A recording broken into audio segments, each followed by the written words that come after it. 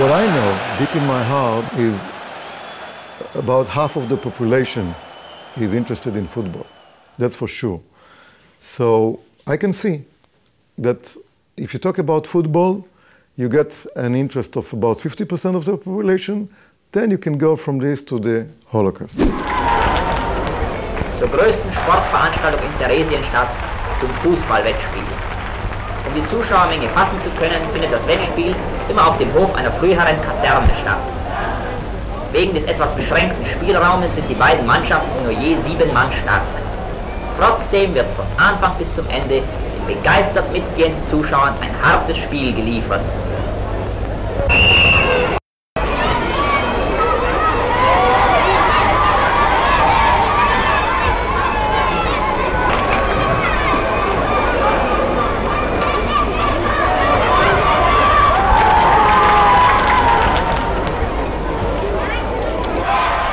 It is this football match, played by Jews in the courtyard of a ghetto during the Holocaust, which bridges between the present and the past.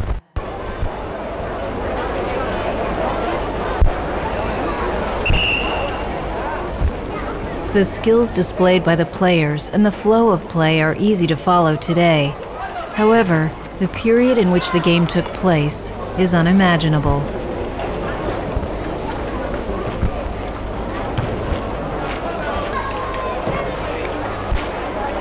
This was probably the only association football game filmed on the 1st of September 1944. After 5 years of war, most football leagues in Europe were dormant, and a lot of the players were engaged in combat around the world.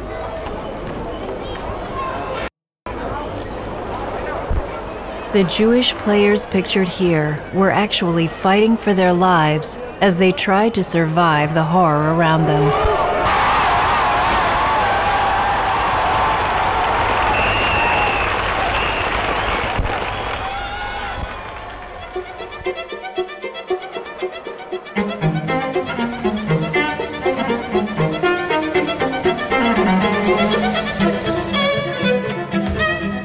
The Third Reich's occupation of Europe continued to strangle the civilian populations as Hitler swung the final solution into full gear.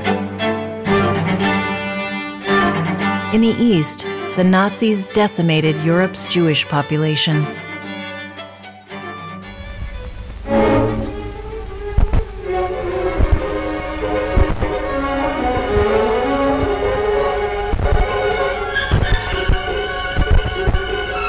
In one tiny corner of Europe, 60 kilometers northwest of Prague, the crescendo of battle was momentarily eclipsed by the sound of classical music. The Jews imprisoned in a ghetto were given time by their Nazi captors to engage in cultural activities.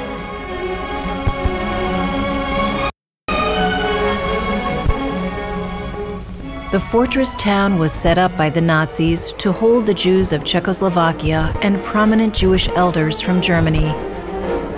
In the grimy, teeming, death-infested ghetto, they waited for trains to transport them to the east. Uncertain of their fate, the sick and elderly perished in the overcrowded attics.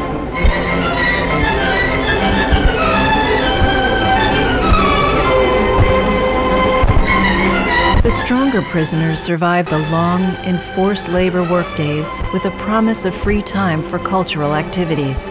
The Nazis focused film cameras on that pan of life.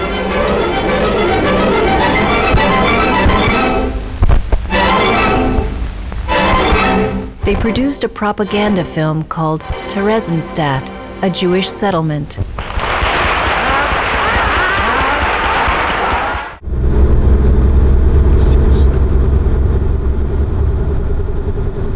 This is Oded Breda's third visit to the city.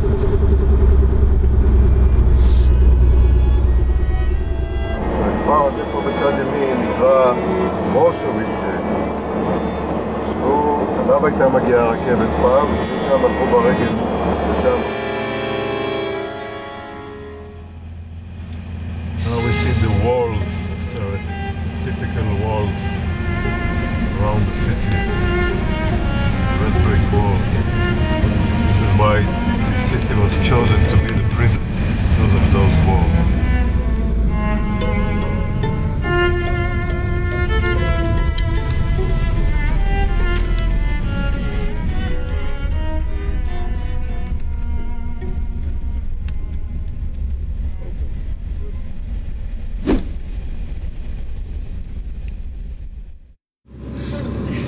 on the right you will see National Cemetery, established after the war immediately. There are two parts, as Christian as The graves in the Jewish. National Czech Cemetery outside the walls of Theresienstadt greet Holocaust survivor Sal Fisherman. The Danish Jew spent 2 years in the ghetto and was more than just an eyewitness to scenes taken from the Nazi propaganda film.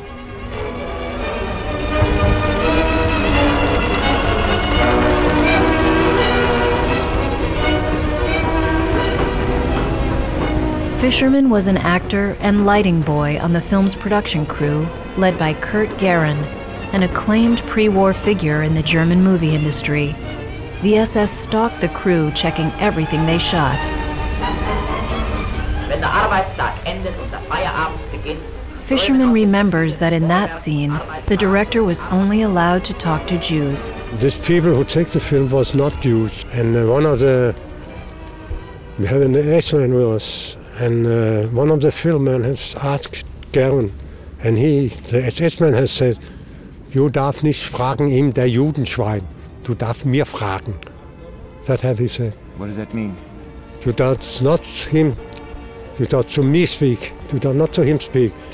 You not to this Judenschwein, Judenpig. In October 1944, Kurt Gehren was sent to the Auschwitz extermination camp, where he and most of the Jewish prisoners who took part in the film were murdered in the gas chambers.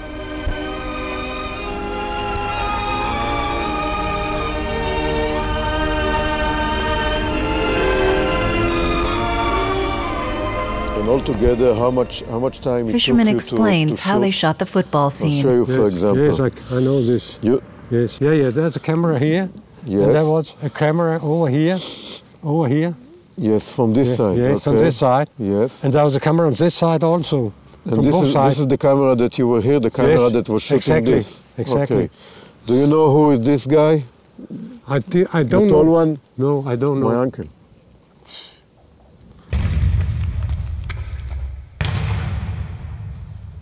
In 1961, a relative gave this newspaper cutting to the Breda family.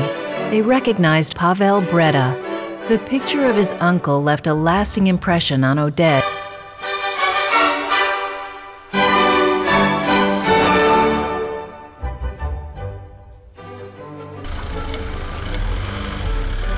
These are the Dresden barracks.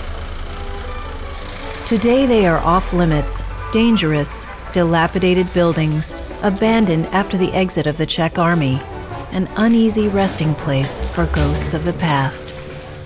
From the first day when I saw this piece of paper where my uncle was on it, sometimes in the 60s. Since then, this piece of paper almost haunted me. What happened over there?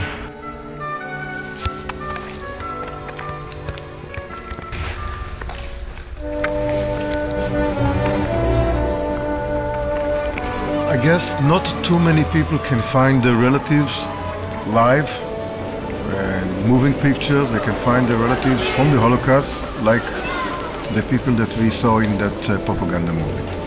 Okay, you see them really moving. It's not just a picture of a moment. I can see him throughout all the film, and here, standing here, I can look exactly on every piece of land here, and I know where he was. This is a rare opportunity. Not many people can do that.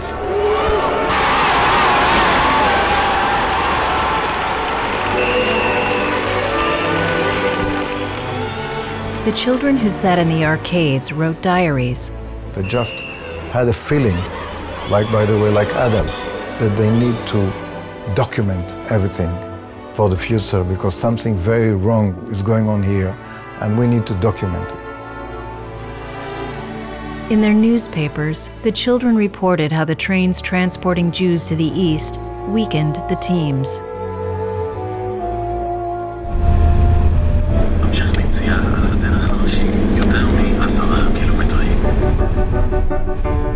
You have to have a special reason to brave this snowbound highway for 3 hours. It is a humbling experience to collect the testimony of a Holocaust survivor who arrived on the first train into Theresienstadt on the 24th of November, 1941. He was later deported to Auschwitz, and at the end of the war, he survived the death marches to return to Theresienstadt. So you had no troubles to find my house? Very easy today. What? Welcome. From Opava. Huh? Breda Opava. It's a good guess, and I tell you why. There was a big department store. You're right. I know about it, but I never saw it. I remember. Well, so you are four people, yes? But my family came from Burma. I see. Yes, you told me. Come in, please. Welcome. Thank you. 88-year-old Milos Dobry is a giant of a man who played international rugby for Czechoslovakia. In 1942, he was the goalkeeper for the Butchers team. His housewarming welcome includes a stiff shot of brandy to put guests at ease. 50% alcohol. It also helps him open the lock to the gate of that period. Very little, very little. That's it. לחיי הפוטבול, לחיי הספורט. I was a boy of 18. They used me to send to Trezin in the first transport, and short after, more and more transports were coming to Trezin.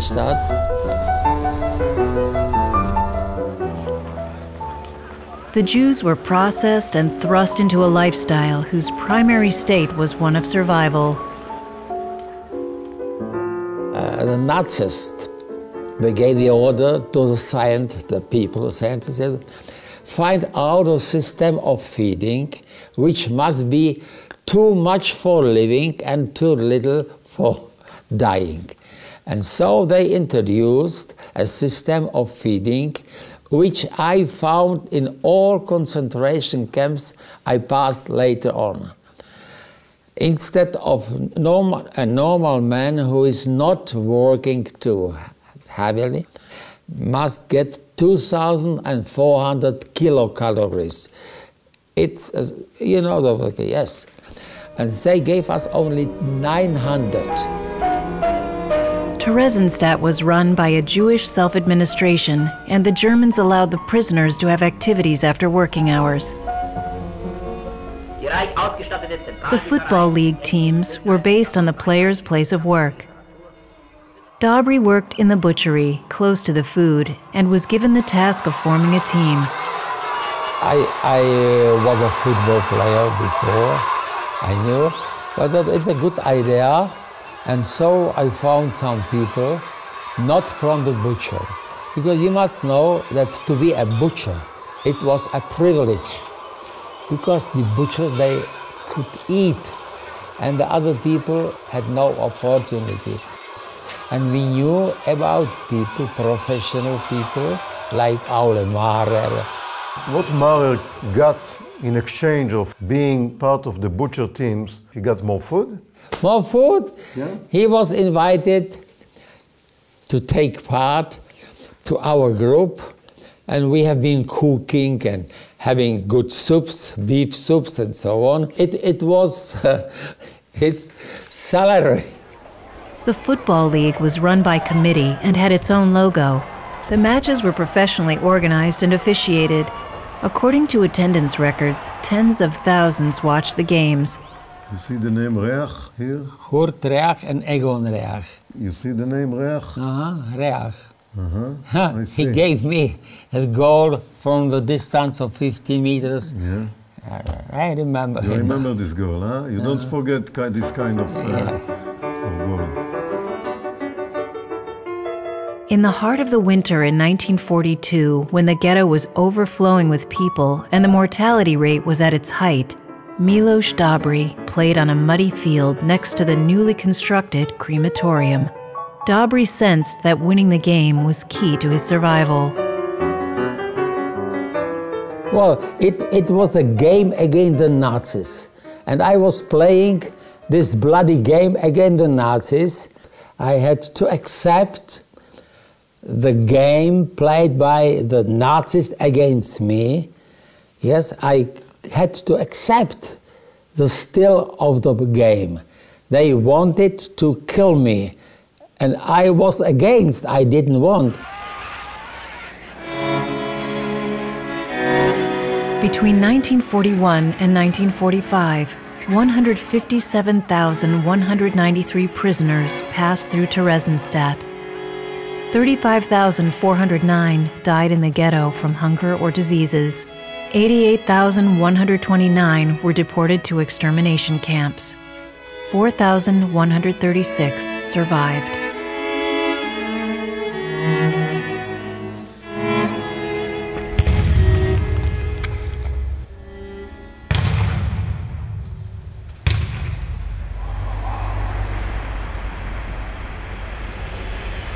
The tranquility and beauty of Prague behooves the spirit of a people who, in the last 70 years, survived Nazi devastation and communist oppression.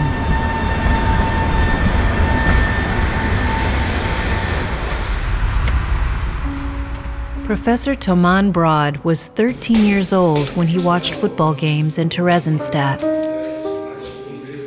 Brod is an author and retired professor of history.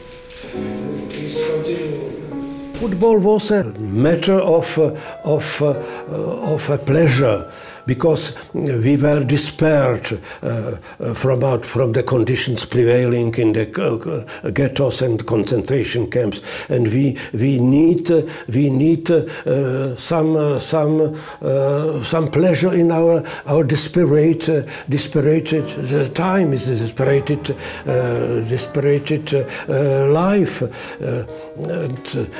and it was very important not to lose our self-confidence, our human dignity.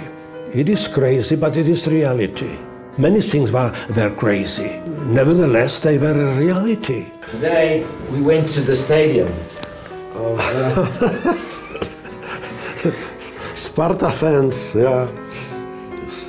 And you are fans of Liverpool, or you are fans of Sparta? Brod was obsessed with football. The Czech national team reached the World Cup final in 1934. Football was the hope for a better world.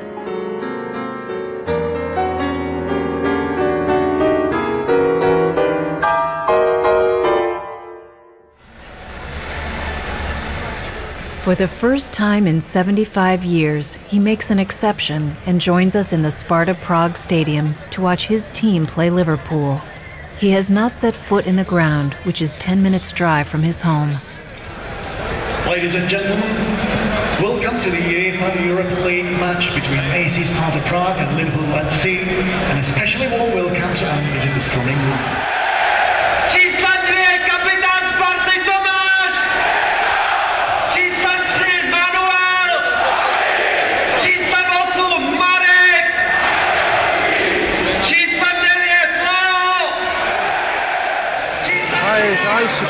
I'm afraid. You are? Look, everybody's standing, having good life. They are the fans, the most hard place for the fans, for the wild fans. Yeah.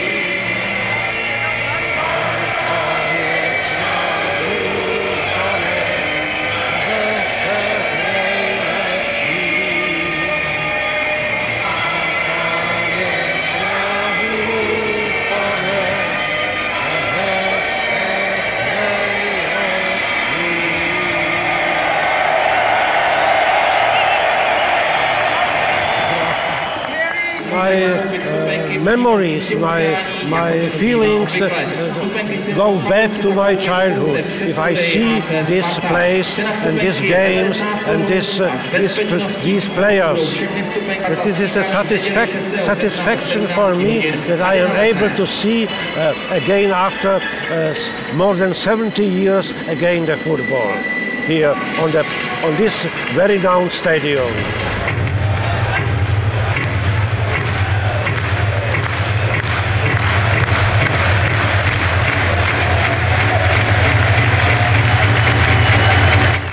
On On the walls outside the stadium, Jews are equated with Sparta's city rival, Slavia Prague. Yugoslavia. Yeah. What is that? That's an expression of hatred. Expression of hatred from the hands of Sparta. They hate the Slavia. And that's nonsense. It is a criminal expression. But why use it as Yehudi? Why Judaism? Because this is a synonym for something evil.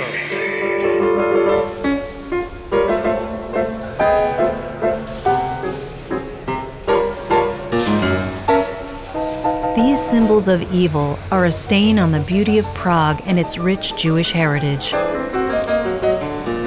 But the graffiti on the walls of the football ground pales in comparison to the 77,297 Jewish names inscribed on the walls of the Pinkas synagogue. The section with the victims from the town of Brno bears witness to the fate of the Breda family. With no graves to mark their final resting place, this home of worship is a sanctuary for those who bid their families' souls rest in peace.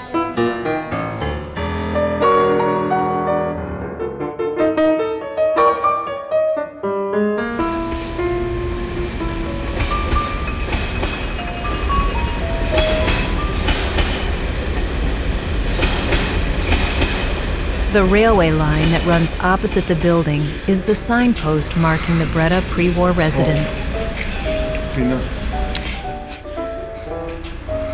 I don't have any attachment to this. I was born in Israel. All I'm trying to do from time to time is looking here and understand the roots and the origins of my father, my family. But at the end of the day, Europe threw them away. Was in this flat, okay, the 5 windows here, my father was born here, before World War II. And we happened to visit.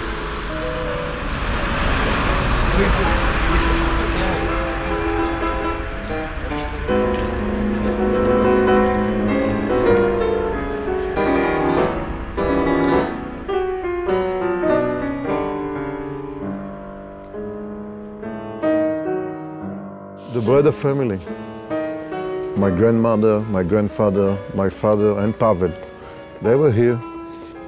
They lived here quite happily, going to Boskovice for the summer camp, living their life. And then, right after May 39, when Czechoslovakia was taken by Germany, their life started to change. And since then, they didn't have even one day of rest. They were lucky to send one of the boys to Palestine. Moshe Breda was one of the few Czech youth that received a German-issued visa and escaped to Palestine, where he later joined the British Army and fought the Nazis. After the war, he returned to Brno and realized that every one of his family had been murdered. He never spoke about his family's fate again. I have no intention to ask for any revenge or ask for anything from those people here. They can live their life, we will live our life. The only thing that is left is the commemoration that we are doing for this family that started her journey here and ended it in Israel and in Auschwitz. But in the neighborhood, where police frequently patrol, they left a small mark, golden bricks with his family's names.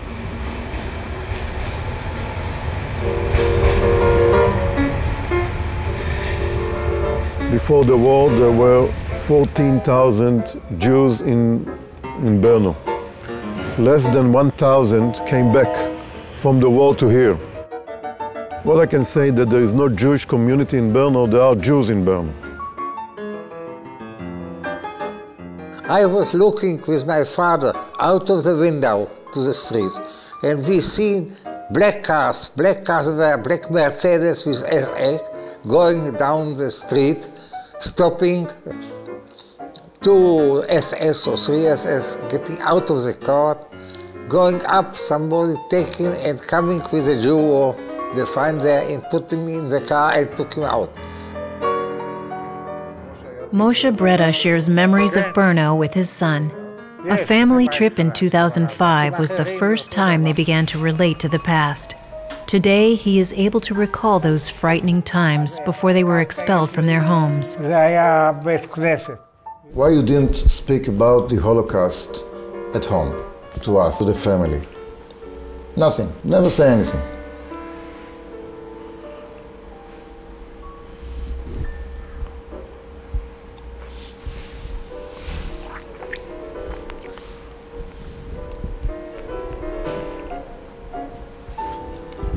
Well, I've seen it there, that they were gone.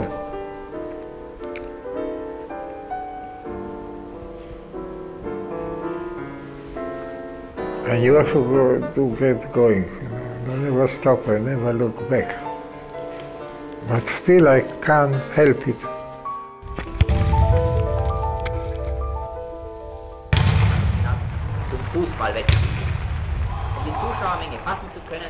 The fourth man out of the tunnel behind Pavel Breda had a problem. His hair kept falling into his eyes, so he put on a white bandana. That made him easy to identify. And so people ask me, did you make goals? No, I was playing in the defense, and my function was to give the balls, and I gave the ball to Honza Burka. Honza Burka, if he got a ball, it was a goal, because he was playing so good, it was hard to believe. So we liked it. We liked this game, and we are living, and what I mean it, we were living in the time we played football. That was life. The Nazis wanted to use the propaganda film to deceive the world. Urban uses the film to prove his experiences were not fragments of his imagination. You know, if you are living for 3-4 years in a full... you are out of the whole life of the world. You have no newspaper, you have no radio, you have nothing. Nobody can understand your life.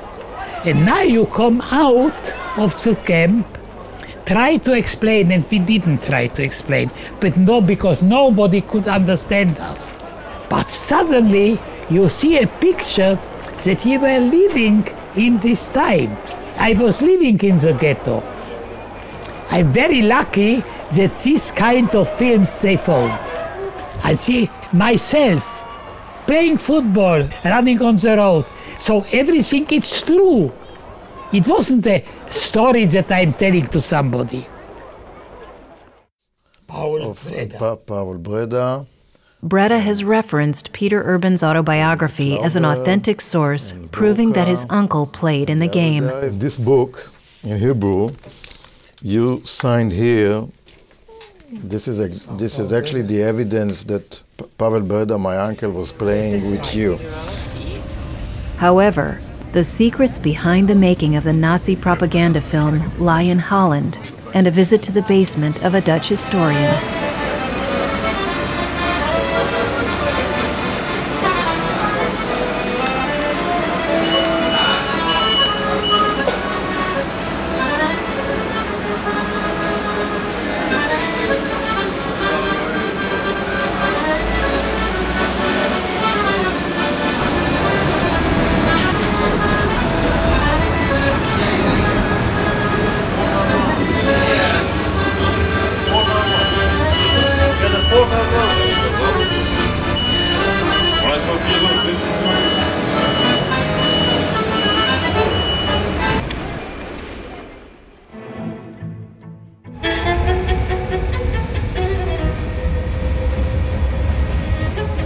But the first order of business is a football game in Amsterdam between Holland and Turkey. It's a chance to witness other phenomena which revolve around the modern game of football. The reason that we should learn about the Holocaust, it's important to people to understand what is going on in the 21st century and try to avoid a human behavior like this, because the Holocaust was a human behavior. It was extreme human behavior, but still it was human behavior. And I think this is why our work is so important.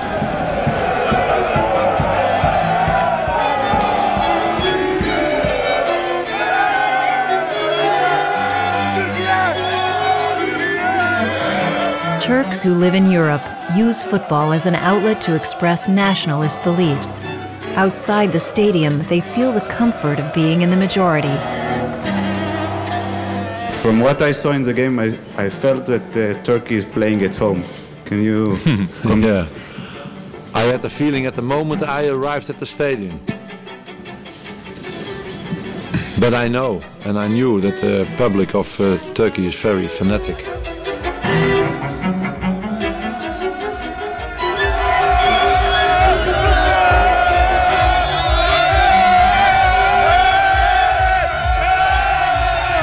Not intimidated by their behavior. We actually run directly into the Turkish fans, we talk to them. I didn't feel even for 1 second that I'm in a danger or something. And I think the reason is because they imitated what they're doing in Turkey, but they knew where they are.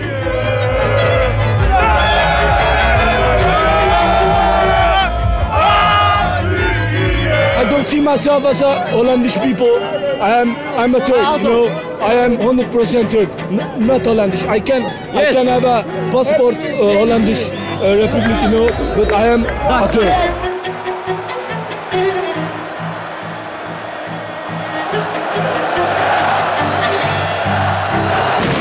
And the fiery atmosphere continued during the game, which was stopped in the 62nd minute by the referee after Turkish fans threw firecrackers onto the pitch.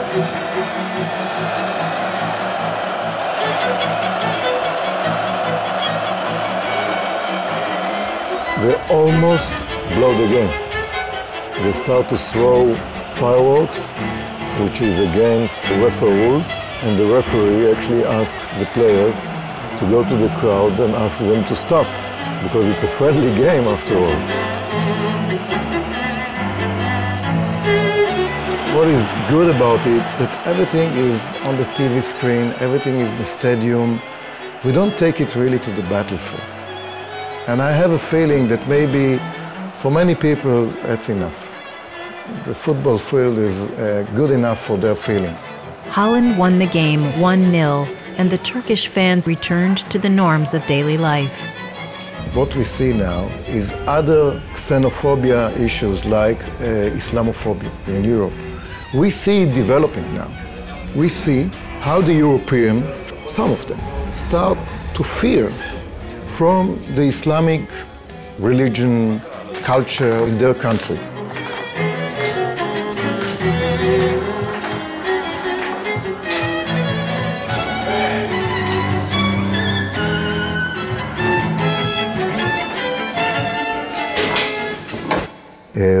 There were other places where football was played, in the ghetto. There were Author Simon Cooper has written several books about football's role in society. I read the book. He is very wary about using football to explain the world.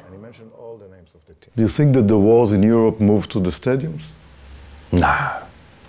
European football stadiums are incredibly peaceful places. I have 3 small children. I look forward to the day when I'll be taking them to a stadium. There's very few stadiums in Western Europe I wouldn't go to with my children. We've been to the stadium on the game Turkey against Holland. Wars. I mean, in World War II, 50 million people were killed. Yes. Turkey, Holland, a few people threw fireworks. That's right. I mean, you can't use this analogy. It's just terrible. And we as Jews should know there's a very big difference. So it's not war, it's a rival. It's a carnival. It's a carnival. Was Ajax a Jewish? Cooper is also an authority on another social peculiarity. Ajax, the Dutch, the war. Translated into Hebrew. Contrary to myth, Ajax was never a Jewish club. Ajax was the club of the Amsterdam middle classes, people who had good jobs. And a very small proportion of them were Jews. Because strangely in Amsterdam in 1940, Jews were mostly proletarians, quite poor people. So the Ajax stadium, with its 15 or 20,000 spectators, a lot of those people would be Jews. Not a majority, but the Jews were there. And then, of course, after 1945, they weren't there anymore because no country in Western Europe lost a larger proportion of its Jews. 80% of Dutch Jews were killed. And so Ajax went from being a club with a large Jewish support to a club with a very small Jewish support. So you see the sort of tragedy of the Jews very well in the shape of Ajax, because it was the club of Amsterdam East where the Jews lived.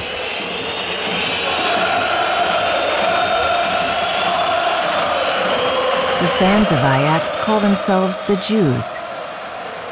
In November 2010, their Jewish chairman, Uri Coronel, grappled with the dilemma of upholding his Jewish identity, but discouraging the supporters from expressing their affinity for Judaism. One of the team that played in the ghetto, you know there was football in Trezin. I know. One of the field called Hollandia. My parents-in-law were in Trezin. Okay. One of the team was called Hollandia. Yes, I didn't know that. I know what Theresienstadt is. I've been there, and I'm so much part of the Jewish history. Do you see today some influence of racism or anti-Semitism which are aimed towards the club? Not necessarily within the club, but definitely with the supporters of other clubs. Because of the fact that our supporters call themselves the Jews, the reaction in this country, which is not as Jewish friendly as many people think, and with other clubs, is that if we start "we are the Jews," they start to call on all kind of nasty things. I'm convinced that our supporters don't mean anything by calling themselves Jews. But the reaction which we have to live with in stadiums, especially outside Amsterdam, is one of the reasons why personally I hesitated very much of becoming chairman of this club. Although I have been involved with Ajax for many, many years.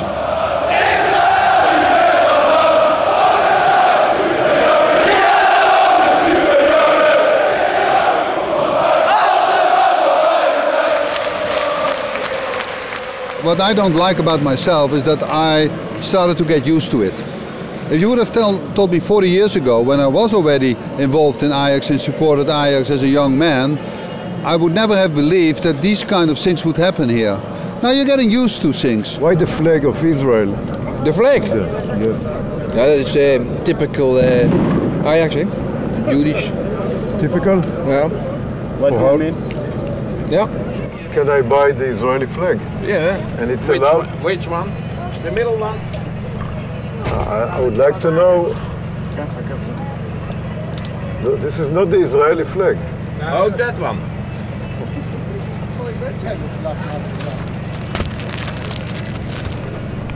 But I heard that this is not allowed anymore in the stadium. Yes. It's not allowed? Problem. No problem?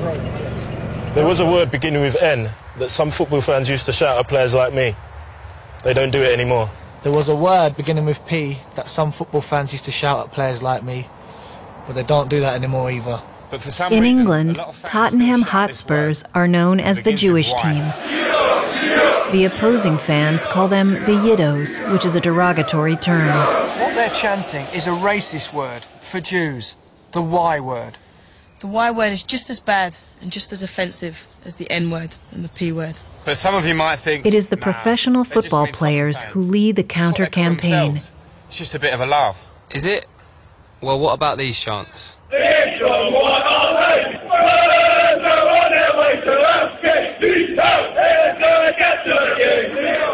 Back in the 1930s and 40s, Jewish people all over Europe were being rounded up and killed.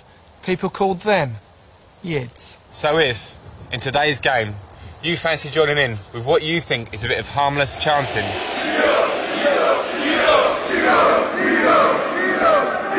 think again. Think again. Think again. In the quest to uncover information about the Nazi propaganda film, all roads eventually lead to Utrecht and Dutch historian Karel Margry. Okay, good morning, good morning. I'm Oded Breda. Nice to meet you. Or Breda. Breda. For 3 years, he studied the Nazi propaganda film, collecting, analyzing, and publishing all the existing source materials. There's all kinds of documents here that's, I mean, This, for instance, is a folder containing the original film papers of kudgerel. I can show you. This is all kinds of papers. This, for instance, is a draft script of the film where they actually show what they're going to shoot outside and inside. And it just lists everything, all the different scenes that they were planning to film. This is the shooting list for the first day of shooting. And by coincidence, we've had on that day, they actually filmed the shot of the spectators going into the barracks for the football game. Wenn der Arbeitstag endet und der Feierabend beginnt, strömen aus den verschiedenen It says, filmed from the city park to the marketplace, shot number 36. Publikum geht zum Fußballspiel, which says the spectators going to the football match. Gestaltung der Freizeit ist von jedem Einzelnen überlassen. If you ask that question for me as a historian, looking at it objectively, the surprising thing is how long the football sequence is in the whole film. It makes football in Theresienstadt look more important than it was, which I think is again a part of the propaganda idea behind it. Because the SS realized that football is something that not just the people in the ghetto, but people all over the world liked, they thought if we put a lot of football in the film, it will make the acceptance of the film easier for people.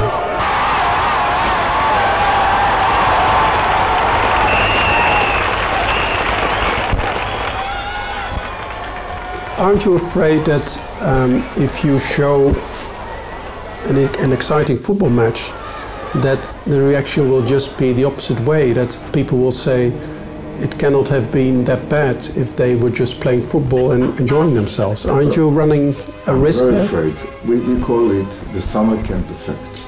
Yeah. The people think it's a summer camp, but look, it's not just about the football, because the whole film. The whole film is about summer camp, where people are sitting together, enjoying their life, hearing music, seeing theater, children operas, etc., etc.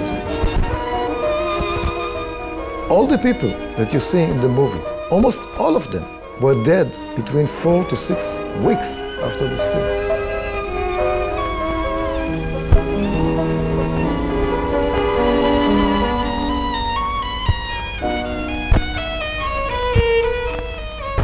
I don't know whether you know this, but there was another film made earlier in the war, in 1942, also in Trezhenstadt. Yes, I know about it, but I never by saw it. Irina Dodalova, also a Jewish inmate.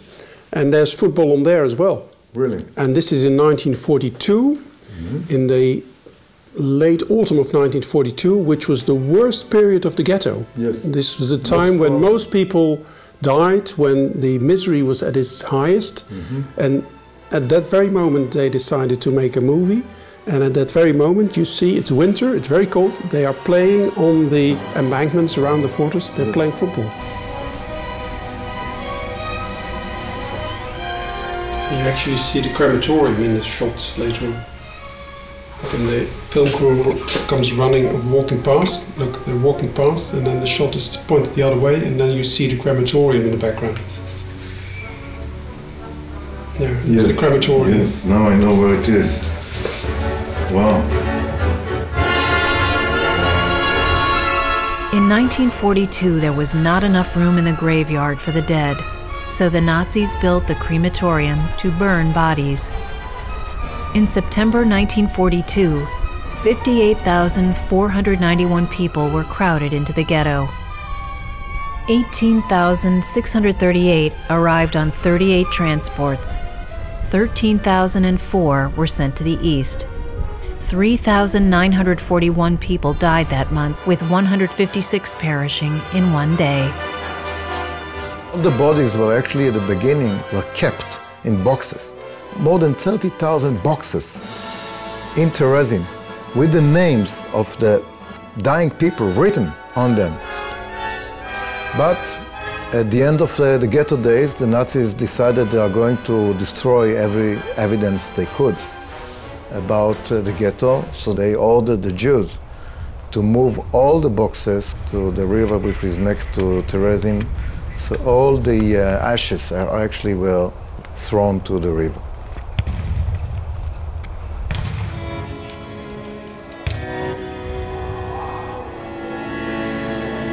Yad Vashem is the front line of a modern-day endeavor to find a place for the Holocaust in the minds of a young generation.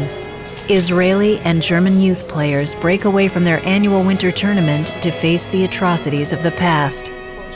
The football game in Trezzinshטט plays an important role.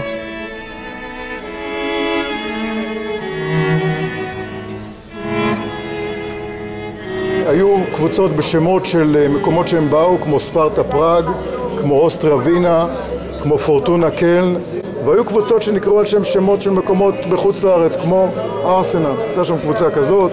אבל מה שחשוב להבין שכל זה נפסק באוקטובר 1944, ולמעשה באותו זמן הליגה הסתיימה, וכל מה שקרה בגטו טרזין הפך להיות כמובן סיוט אחד גדול.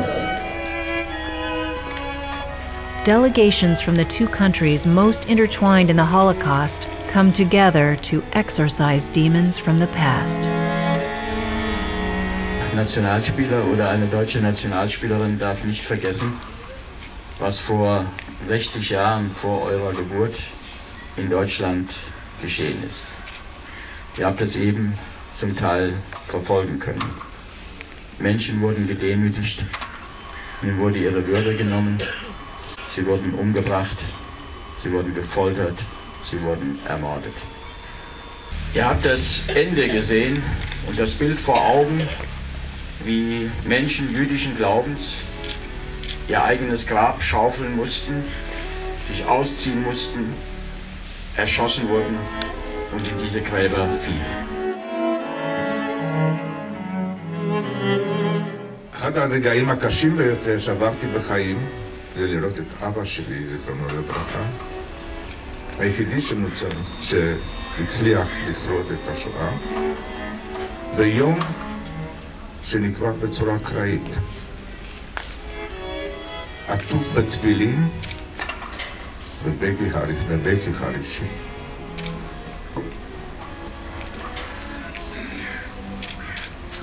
כולם, 7 אנשים, נלקחו ונשרפו בדם. תקופה חלפה, אנחנו בתקופה אחרת לגמרי. עצם העובדה שאנחנו כאן ביחד, לובשים טרנינגים המייצגים שתי מדינות. זה דבר שצריך להוביל אותנו למקום שלעולם לא יקרה מה שקרה.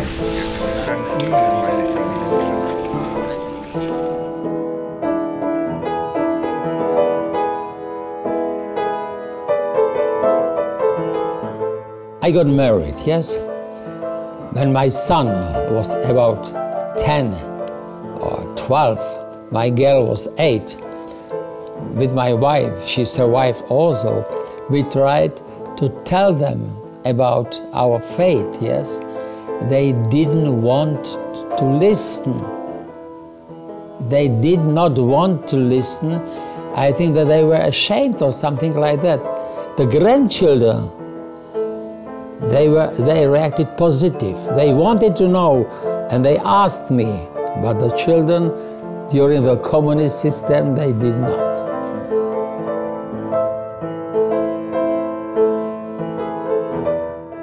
The soldiers, they are away, but I stay here and I can go around here. But these people who kept me, they live in anymore. And therefore I have this feeling that I'm a free person. I can go out. When I was in the camp, I looked at the bird. I saw they was flying out, flying in, and I feel it was be wonderful. And today I can go up there. I don't have any other questions about Pavel. It's not that important anymore because most of the people actually perished in Auschwitz. Most of them. But I guess that this quest actually gave me another quest, which is the whole thing, the whole טרזינשטט thing and the football. זה בשבילו.